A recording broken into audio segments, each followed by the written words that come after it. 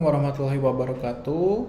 Perkenalkan, nama saya Grifani Megianto Rahmatullah. Saya merupakan dosen dari Politeknik Negeri Bandung, jurusan Teknik Elektro, program studi D4 Teknik Telekomunikasi.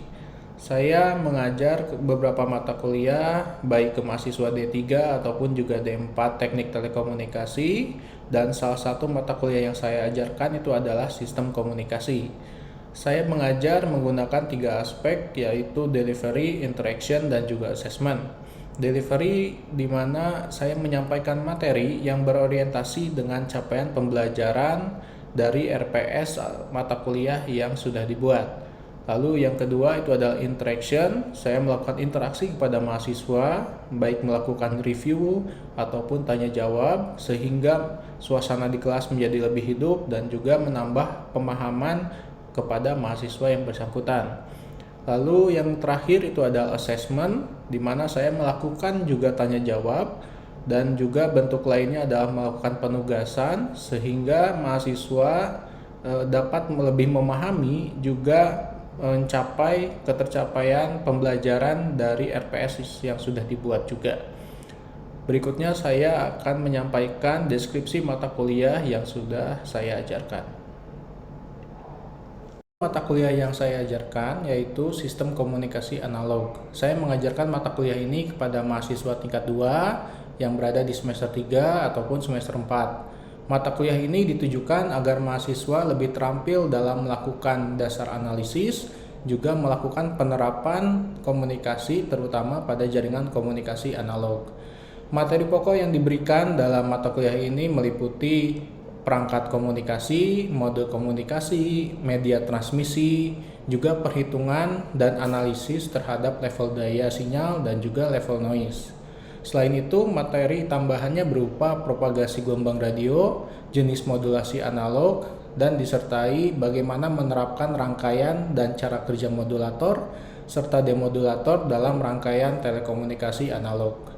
Mata kuliah ini juga diajarkan dalam waktu 14 minggu dengan pembelajaran teori di kelas dan juga praktikum di laboratorium.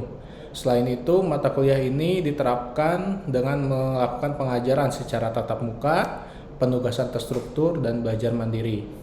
Mahasiswa diharapkan agar dapat pengalaman belajar selain hanya tatap muka, namun juga terdapat diskusi, studi referensi, tugas, dan juga studi kasus yang berhubungan dengan sistem komunikasi analog.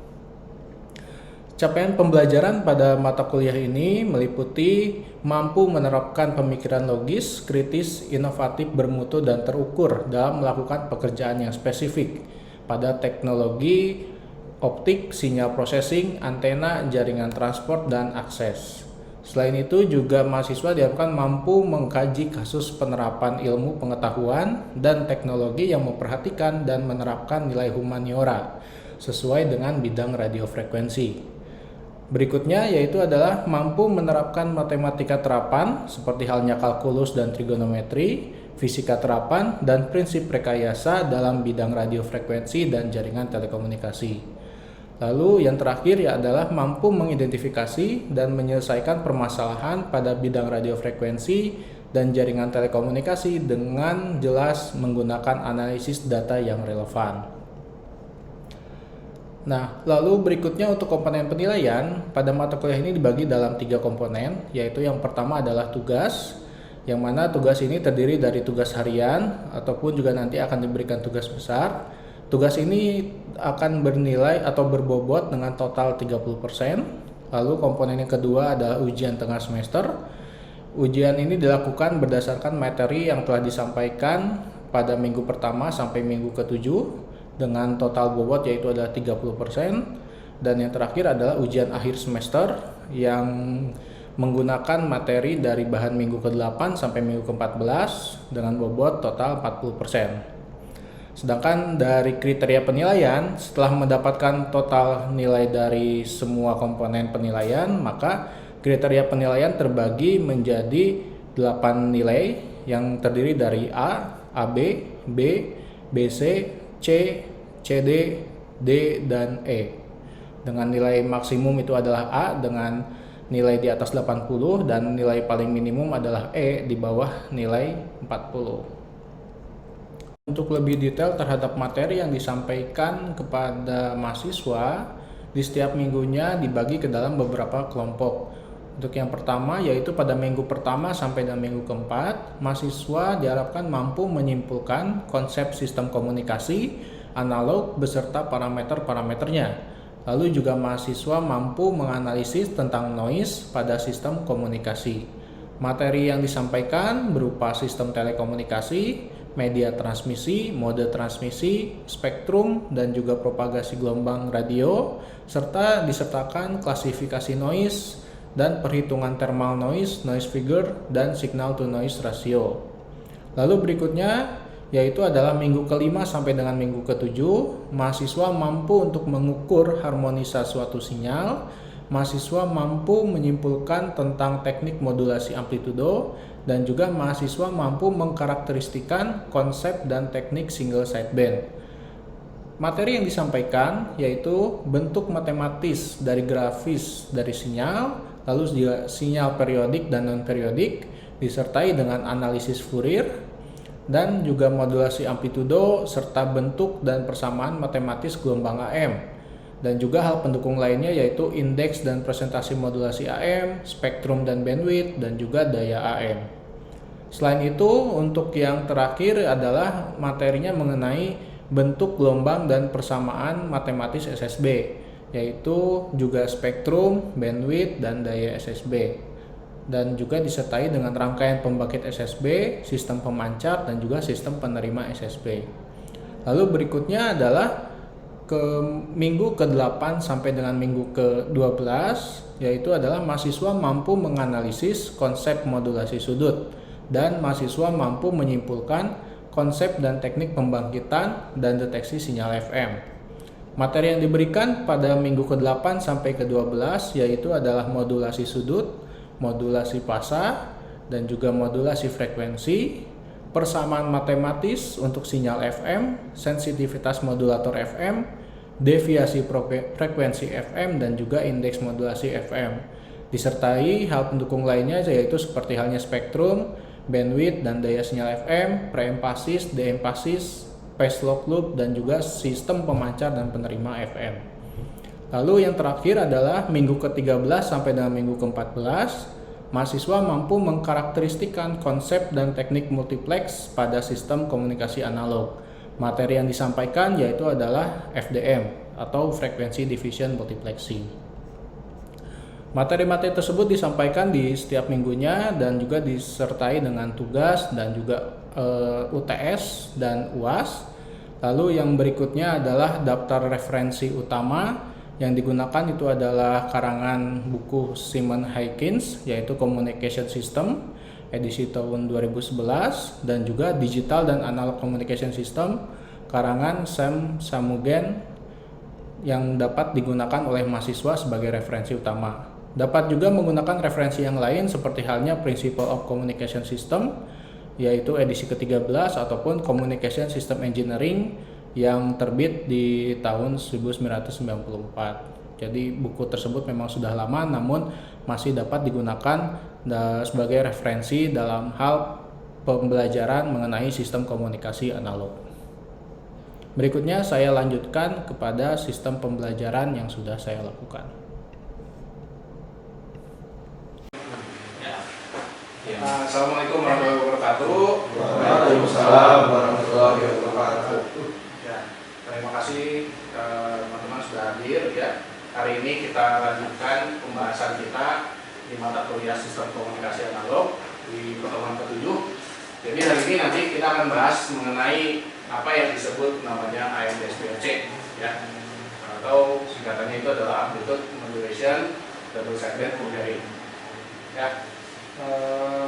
Lanjut, jadi sebelumnya kita sudah pernah bahas di pertemuan sebelumnya yaitu adalah bahwa sistem komunikasi itu terbagi dalam beberapa blok diagram ya. Jadi ada input transducer, modulator, transmission channel, demodulator, dan output transducer.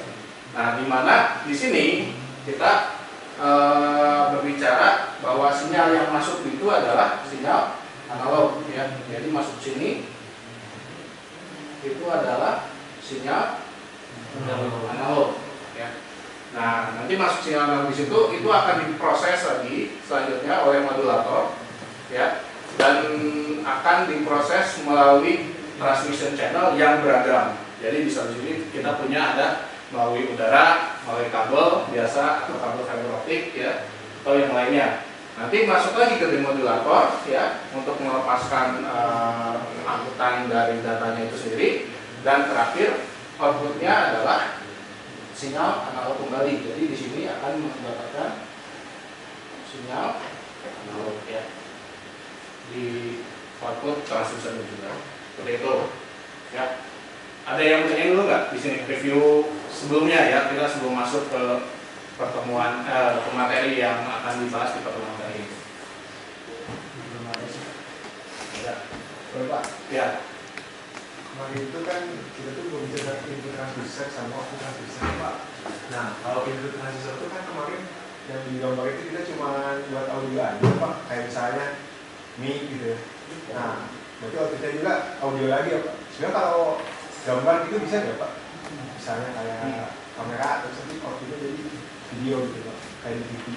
Nah, pertanyaannya adalah kalau misalkan biasanya kita masukkan itu adalah suara, tapi bisa nggak sih di transducer itu kita memberikan input berupa gambar atau video atau yang lainnya kan?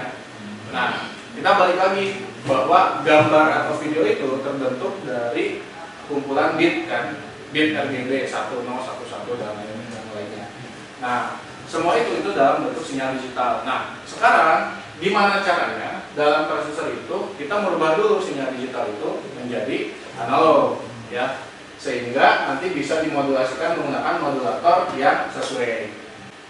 Jadi pertemuan kali ini objektifnya, ya, tujuannya nanti teman-teman semua, teman-teman mahasiswa bisa mampu untuk menjelaskan pengaruh nilai sinyal input terhadap modulasi amplituda sesuai dengan teori dasar teknik modulasi. Dan juga yang kedua itu adalah dengan menggunakan kalkulator, ya, dengan menggunakan alat bantu hitung. Nah, mahasiswa mampu untuk menghitung nilai amplituda, ya, dan bandwidth sinyal modulasi double sideband sesuai dengan teori dasar di teknik modulasi. Jadi pertemuan kali ini kita punya dua objektif yang harus kita capai, ya, dari teman-teman mahasiswa yang mampu melakukan kedua poin ini.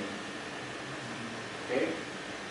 Nah, ini referensinya, jadi teman-teman bisa buka juga, dicatat di referensinya bahwa materi ini berdasarkan dua buku ini, ya. Ini mengenai teknik modulasi itu dibahas di poin yang pertama di bab 4 halaman 43, dan juga di referensi kedua itu dibahas di bab 3 halaman 89, ya, khusus untuk materi DSB A dan DSB FC. Oke. Nah, sebelum lanjut ke materinya, saya jelaskan dulu struktur pembelajaran kali ini untuk hari ini. Jadi nanti saya akan menjelaskan mengenai konsep-konsep teknik modulasinya, lalu juga memberikan pemahaman melalui ilustrasi yang berbeda untuk setiap topik, dan nanti mahasiswa memberikan atau saya melakukan evaluasi, ya, terhadap apa yang saya berikan kepada mahasiswa, dan mahasiswa memberikan feedback berupa jawaban dari evaluasi tersebut, dan diakhiri dengan sebuah akhir dan juga tugas untuk pertemuan yang berikutnya, ya. Oke, ya, masuk ke pengertiannya, ya, dari apa itu sebenarnya modulasi, ya. Nah, modulasi itu sendiri terdiri dari 3 buah komponen, yaitu adalah sinyal informasi, ya, otomatis atau suara atau data yang kita ingin sampaikan ke penerima. Nah, lalu juga ada sinyal pembawa, ya. Sinyal pembawa itu nanti yang akan dibangkitkan oleh osilator, ya. Nah, lalu juga ada perangkat yang namanya itu adalah modulator, ya. Jadi segala proses dari modulasi itu akan dilakukan di modulator itu sendiri, ya. Jadi kita punya sinyal informasi di sini, ya. Nanti kita berupa sinyal analog juga. Sinyal pembawa juga akan bersifat analog. Nah, nanti di sini akan adalah sinyal termodulasi. Ya, nanti sinyal termodulasi bentuknya seperti apa akan kita lihat di slide berikutnya, ya. Nah, modulasi itu adalah proses penumpangan sinyal, ya, proses penumpangan sinyal yang berfrekuensi rendah ke frekuensi tinggi.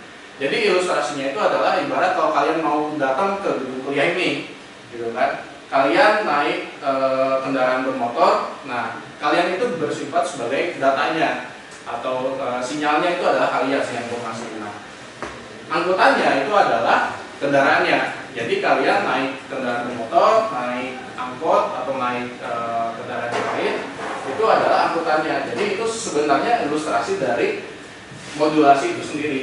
Penumpangan kalian naik ke kendaraan bermotor sampai ke sini, turun dari kendaraan bermotor, dapatlah sinyal informasinya itu adalah modulasi. Nah, sinyal informasi berfrekuensi rendah disebut sebagai sinyal pemodulasi. Sedangkan sinyal pembawa berfrekuensi tinggi disebut dengan sinyal yang dimodulasi. Sedangkan output modulator nanti adalah sinyal pemodulasi. Jadi ini istilahnya saja ya. Sederhananya tadi ada sinyal informasi, sinyal pembawa, dan dihasilkannya itu adalah sinyal termodulasi seperti itu. Nah, pertanyaannya gitu ya, apakah mungkin ya? Apakah memungkinkan kalau kita balik konsepnya? Sinyal informasinya itu adalah frekuensi tinggi, tapi sinyal pembawanya itu adalah frekuensi rendah. Menurut kalian bisa nggak dilakukan? Simple ID-nya kayak gitu. Itu memungkinkan nggak? Kalau misalnya kita balik, tadi kan saya bicaranya informasi itu harus rendah, lalu juga sinyal pembawa itu harus frekuensi tinggi. Nah sekarang kalau misalnya saya konsepnya dibalik, bisa nggak sih sebenarnya? Ada ide nggak? Gimana? Ada jawaban?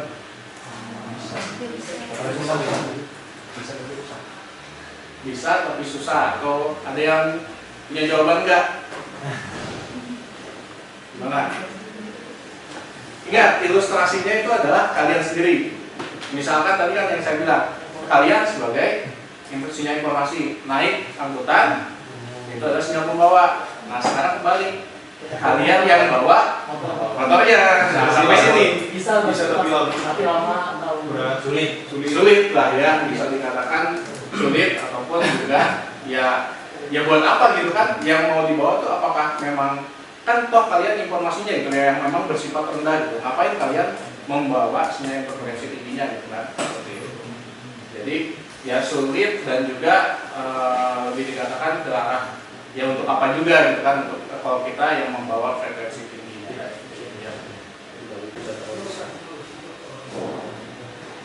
Nah, berikutnya setelah kita paham mengenai apa itu modulasi, ya kita bedah lagi nih di dalamnya itu ada apa sih sebenarnya? Ada yang disebut dengan AM DSB FC yang tadi saya sampaikan juga di halaman judul ya. Jadi bentuk hasil dari sinyal termodulasi tadi itu adalah yang ini. Ya. Jadi yang tadi ini yang pertama sinyal berfrekuensi rendah, ini adalah informasi, dan ini adalah pembawa. Nah, melalui modulator menghasilkanlah sinyal termodulasi. Ya. Jadi kalau berdasarkan visualisasi ini kita bisa melihat juga, oh ternyata memang benar bahwa sinyal frekuensi rendah itu ditumpangkan ya ke sinyal berfrekuensi tinggi sehingga membentuklah sinyalnya adalah seperti ini. Ya.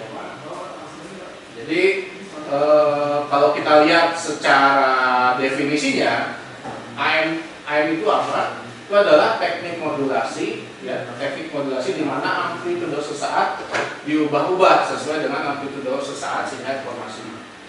Jadi kenapa nanti kita butuh juga sinkronisasi antara pengirim dan penerima, karena ketika penerima tidak sinkron dengan pengirim, ya bisa jadi nanti terjemahan dari sinyal termodulasinya itu ada salah. Seperti itu. Ya. Nah, ini yang disebut dengan AM DSB FC atau singkatan dari amplitude modulation double sideband full carrier. Ya. Nah, maksud dari double sideband full carrier itu adalah ini. Jadi dilihat dari spektrumnya ya, kita memiliki level amplituda di sinyal carrier yang tidak kita suppress. Jadi kita punya nilai carrier seperti ini, itu tidak disuppress ya, tidak ditekan, maka itu disebut dengan full carrier. Sedangkan nilai carrier yang ditekan itu istilahnya disebut dengan suppress carrier. Nah, lalu yang berikutnya istilah dari kata double sideband itu adalah di sini AM memiliki dua sideband, yaitu adalah upper sideband dan juga lower sideband, ya, di mana masing-masing memiliki informasinya, ya. Kenapa kita punya ada dua side yang bisa dikatakan ya upper dan lower, itu adalah dengan jaga-jaga asumsi kalau misalkan satu sideband rusak, kita punya informasi lagi di sideband yang lain, seperti itu. Oke. Lalu bagaimana dengan bandwidth, ya, bandwidth dan juga daya pancar, karena itu juga kan merupakan parameter yang mahal ya yang harus kita kalkulasikan dalam dunia telekomunikasi. Nah, bandwidth ini karena kita punya dua sideband, ya, maka kita kalikan saja, gitu ya, antara bandwidth itu sama dengan 2 kali FM ya, karena sideband itu ada di upper sideband dan lower sideband. Sedangkan daya pancar total itu adalah ini PT sama PC kali 1 M kuadrat per 2 ya. Jadi bisa kalian lihat juga di referensinya ya. Oke. Nah, kesimpulannya di sini kita membahas hari ini itu adalah mengenai pengertian atau konsep dari modulasi dan demodulasi itu sendiri. Ya. Lalu juga pengertian dan konsep AM DSBFC dan juga bagaimana kita melakukan perhitungan terkait indeks modulasi dan juga bandwidth yang dibutuhkan dalam sistem AM DSBFC. Oke. Saya lanjutkan ke yang berikutnya, itu adalah evaluasi. Ya. Jadi dari materi yang saya sampaikan, nah, saya ingin tahu juga nih feedback dari teman-teman, bagaimana jawaban atau bagaimana pemahaman kalian mengenai materi yang tadi sudah saya sampaikan. Gitu ya. Nah, yang pertama itu adalah menjelaskan pengertian dari modulasi. Nah, simpel. Siapa yang bisa menjelaskan pengertian dari modulasi itu sendiri? Ya Pak. Pak. Semangat sekali. Oke, saya bakal mereview itu pengertian modulasi yang tadi sudah diajarkan. Modulasi adalah proses di mana sinyal informasi yang berfrekuensi rendah terhadap proses sinyal informasi yang berfrekuensi tinggi, atau di mana sinyal informasi ini terjadinya penumpangan terhadap sinyal informasi pembawa atau carrier. Jadi itu Pak. Ya, betul sekali. Jadi modulasi itu simpelnya apa? Tadi penumpangan ya, penumpangan sinyal berfrekuensi rendah atau berfrekuensi tinggi. Oke, ya kita naikin levelnya. Yang kedua, jelaskan kenapa dibutuhkannya modulasi. Ya.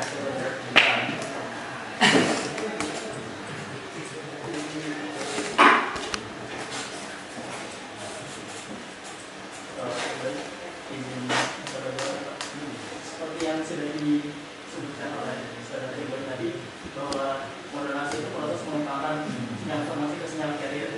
Jadi kenapa dibutuhkan proses modulasi itu?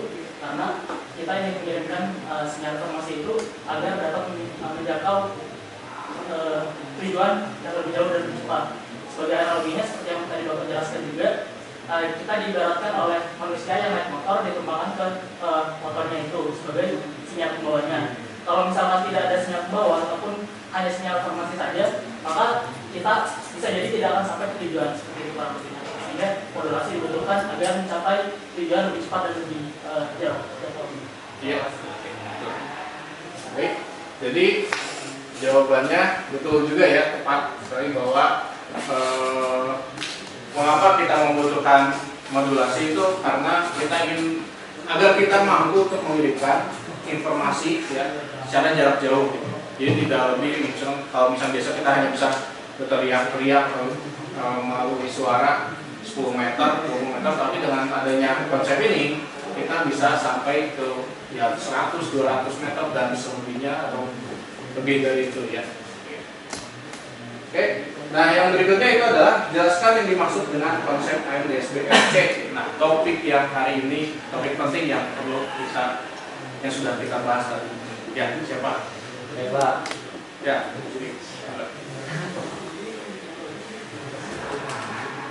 Pertanyaan saya lagi dijawab terkait apa yang dimaksud dengan konsep AMDSBFC. Jadi yang setahu saya itu pemahaman saya, di mana ini adalah salah satu teknik amplitude modulation, di mana DSBFC ini menggunakan atau memanfaatkan double side band-nya.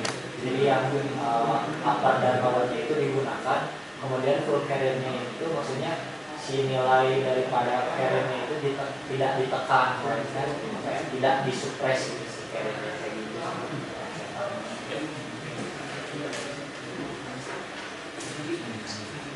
Ya, terima kasih.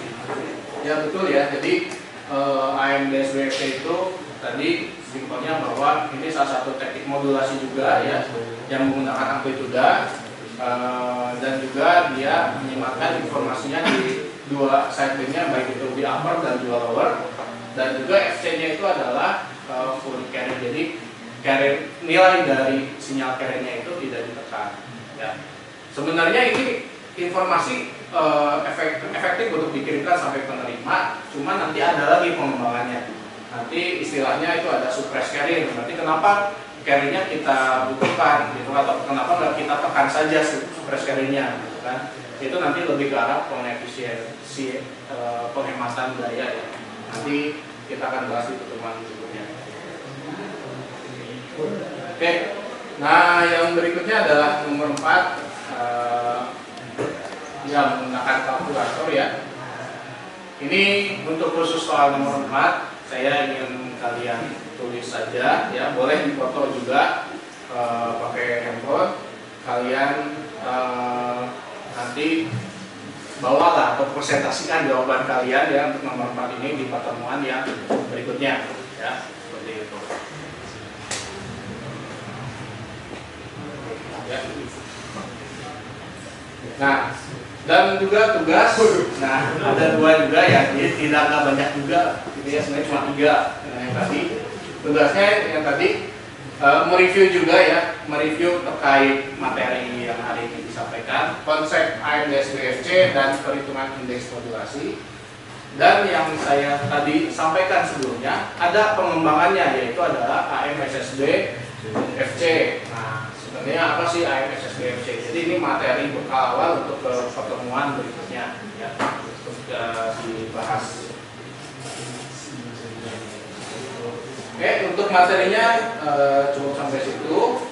Nah, untuk tugasnya kalian bisa cek juga ya, masing-masing nanti di e-learning. Di situ juga sudah saya sematkan mengenai videonya ya, modulasi amplituda itu seperti apa. Materinya juga sudah saya simpan di sini untuk bahan review, dan juga nanti kalian bila ada yang kurang dimengerti ya, kalian bisa ajukan juga di forum diskusi ya. Forum diskusi ini nanti bisa kalian gunakan. Nah, terus juga di video kalian bisa menonton review atau materi lain mengenai modulasi amplituda itu sendiri. Jadi sebenarnya jawaban dari pertanyaan tadi itu ada kisi-kisinya di video ini juga. Jadi kalian bisa mereview lagi materi ini, dan nanti kalian sampaikan jawaban dari materi atau tugasnya tadi di pertemuan selanjutnya. Oke. Nah, ada pertanyaan lagi yang kalau saya simpulkan sebenarnya dari sampel yang tadi saya ambil dari pertanyaan dari teman-teman, berarti sudah cukup paham mengenai materi yang saya sampaikan hari ini. Ya, saya minta maaf bila ada kekurangan. Terima kasih atas kehadirannya. Wassalamualaikum warahmatullahi wabarakatuh. Waalaikumsalam warahmatullahi wabarakatuh.